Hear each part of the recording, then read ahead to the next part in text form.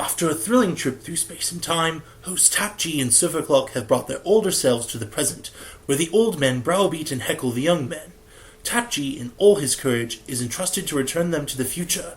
And now, the thrilling conclusion to the review of Jim Henson's Muppet Vision 3D at Disney's Hollywood Studios. We give you... Critics in Space! Backstage! Dude, what happened? Calvin's time machine was in storage as storage, so Dr. Bunsen Honeydew wanted to try out his new Time Flyer and Bugle storage container, and, well, a hamster Huey and the Gooey Kablooey.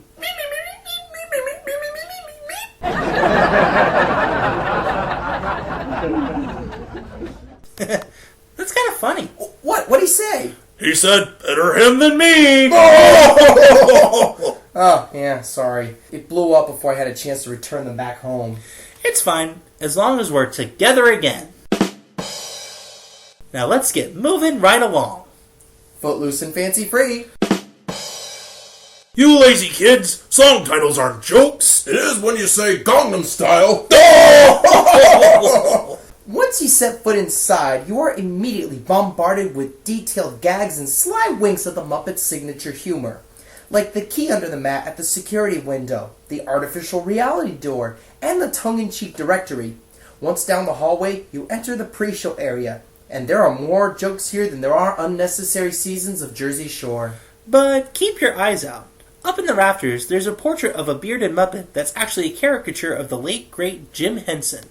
And how about that mysterious net full of red and green gelatinous cubes? That's some of Bill Cosby's Jell-O. In fact, it's a net full of Jell-O. Get it? No? It's an homage, people, to the original Mouseketeer, Annette Funicello. Waka waka. Scooter, Sam Eagle, Bean Bunny, Fozzie Bear, Rizzo, and Gonzo all put in their 2 cents worth to teach you what's to come and how to properly use your 3D glasses. This does not come as easily to some of the Muppets as you might think. Finally, it's time. The doors open and you enter the theater looking as every bit as you may remember from the Muppet Show, complete with Statler and Waldorf in the balcony.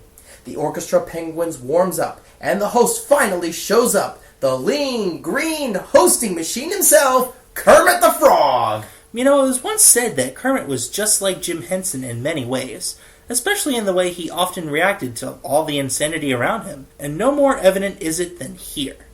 Kermit tries to retain a shred of dignity in the chaotic Muppet labs. Dr. Bunsen Honeydew and his put-upon assistant Beaker give us Waldo, the spirit of 3D. But, like most Muppet creations, things don't go quite as planned. Waldo does go rogue and escapes the lab. Escape! What is it? Having flashbacks? Yeah, back to Stitch's Great Escape. On another note, Kermit introduces us to Miss Piggy's number, where she tries to serenade us. Life's a happy song, but if there's someone by her side to sing along, there's heck to pay. Bean Bunny tries to help, but all it gets him is fired from the show, resulting in him running away like Brer Rabbit. But Gonzo, Kermit, Fozzie, and Sweetums take to the theater to look for him. Once they find Bean in the balcony, they coax him back to assist in Sam Eagle's patriotic finale. Does this go as planned? What do you think? I guess the question is this. Does this attraction make the rainbow connection with audiences, or does it fall flatter than one of Fozzie's punchlines? Honestly, there's nothing to dislike about the Muppets. There are things wrong with it, but what can you dislike about Muppets? Not the Muppets themselves, but the show, perhaps. Yeah. But the first thing I want to say overall is I love the pre-show. Yeah. The pre-show it's clever, it's witty, it's funny, and it really gets you ready to experience the show that's inside. Yeah, it gets you down on that Muppets kind of humor level. Yeah, with Rizzo making the appearance as Mickey, you got Gonzo with the flower pots on his head, you got all sorts of foolishness that you would love to see. Indeed, indeed. Now, as far as the show itself, it is kind of dated, but I think there's good reason for that. Really, why's that?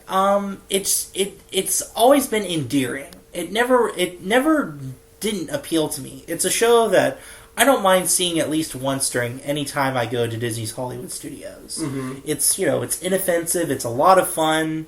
And of course, Jim Henson's original voice. Mm-hmm. I mean, the show is called Jim Henson's Muppet Vision 3D. Mm-hmm. So I feel like if they maybe tried to update it, taking him out, it might cause a little bit of a stir. Yeah. Especially with longtime Muppet fans. Mm-hmm. Yeah. See, I'm kind of mixed on that. I think... Really? I totally agree with you that I think the main reason they don't update or refurbish it too much is they don't want to lose Jim Henson's voice in the attraction, because that's a big claim to fame. Yeah. But on the other hand, too, if I could just cite an example, Howard Ashman, the guy who composed the music for Little Mermaid, Beauty and the Beast, died making songs for Aladdin. Yeah. And when Aladdin came out, it was a huge hit, but there was a group that protested the line where they cut off your ear if they don't like your face.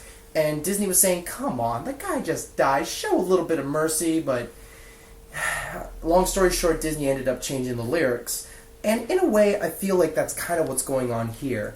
It does need to be changed I think it does need to be a little bit more relevant. Yeah. Because the great thing about the Muppets is that, we'll never lose Jim Henson's voice. We still have Muppets Take Manhattan, Caper, Muppet Movie, and all those to look back on. But the Muppets are unique in the way they adapt to the modern world. They constantly reference pop culture, or they do something that's around them, and it's still funny to this day. And how about the videos on this very site?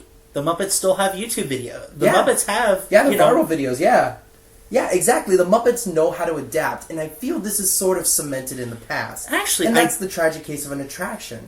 I did just think of a solution. What's that? If you leave the original segments, some of the original segments in, and it kind of segues into some new stuff, you could still have Jim Henson's voice. Actually, didn't they do that in Fantasia 2000, the Disney movie? A little bit, yeah. Where they showed you clips of Fantasia, and then they brought the new stuff in? Sure. Something like that. That could be kind of clever and unique. I like that. It's intriguing. But aside from that, let me just talk about the other things. First of all, it's just like the old Muppet Show. Sans any celebrity guests. There's no Rolf in there. There's no Electric Mayhem. These were characters that were huge in the Muppets' past, and now they've kind of fallen to the wayside. The show doesn't even have Animal, and he's Disney's most marketable Muppet. It seems like it. So that was really perplexing. I love seeing Sweetums in the audience. That is so cool. Because it does drive the 3D point home. Yeah. And what's funny is that the show used to be called Muppet Vision 4D. Right. Where the 4D was everything actually being out there for you. Mm-hmm.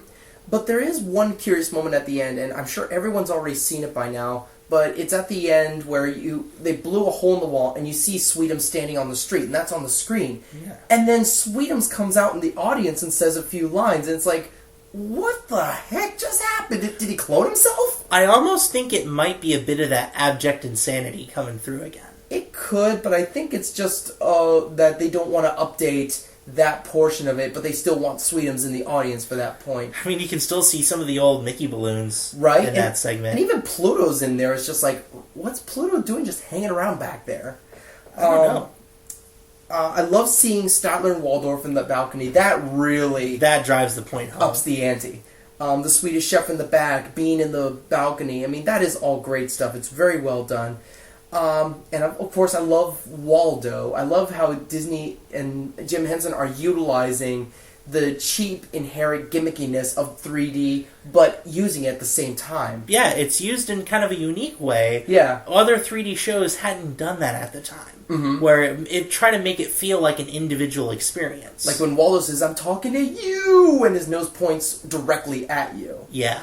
But what I mean is that they use it to the things that you would expect, like the bubbles falling from the ceiling, or the lights flashing around. Or the fireworks up on the roof. Yeah, like fireworks, yeah. I like that effect. And then there's the cheap stuff, like when Kermit says, "There's no cheap 3D tricks," and then Fozzie... Did you say cheap 3D tricks?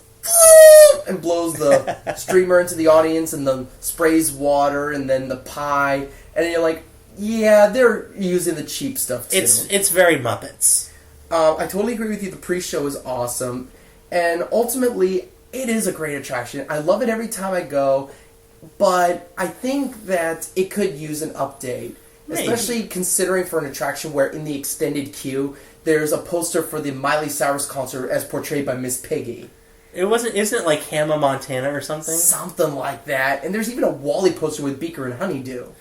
You know, that is a good point. If they can update the small things. Yeah. But I think part of it, too, is that doing a Muppets-esque production does take a lot of time and energy and creative effort.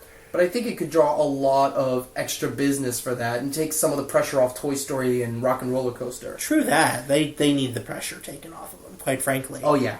So ultimately, I give this a 3 out of 5. Great attraction, hilarious, love to see it, but does need some work. And I could watch it every time I go to the park. Mm-hmm. For me, it has rewatchability in that it's still endearing. Mm-hmm. I mean, as I said, I love the pre-show. It totally draws me in. The story is ample, if a little weak at times. But the characters carry it through. Definitely. So I'm going to go ahead and give it a 3.5 out of 5. So that's a 3.5 out of 5 from SurferClock and a 3 out of 5 from TAP-G. I always wondered what was the attraction. Not these guys. Phenomena, these guys are annoying. How on earth do we get so cynical? 720 internet conventions of us just quoting fan-favorite episodes.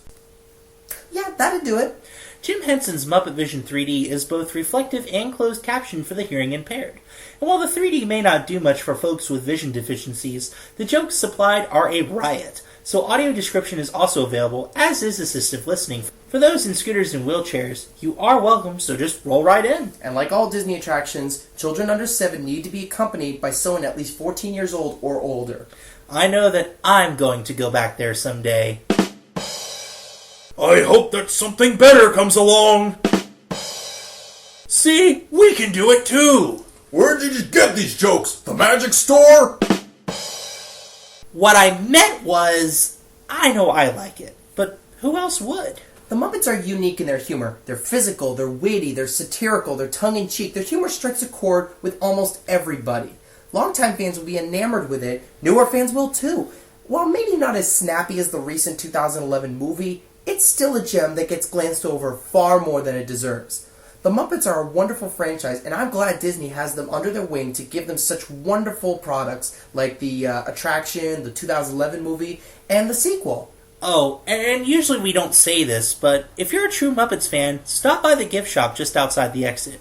You don't have to buy anything, just admire the set pieces of the lockers from the Muppets Take Manhattan, the Happiness Hotel from the Great Muppet Caper, and the movie set from the Muppet movie. And then buy something. Thanks again for listening, everyone. I'm SurferClock. And I'm Muppetational. And we don't care! And this was What's the Attraction? Where our work is your vacation. Saying goodbye, going away. Saying goodbye, such a hard thing to say. Don't you dare sing that song!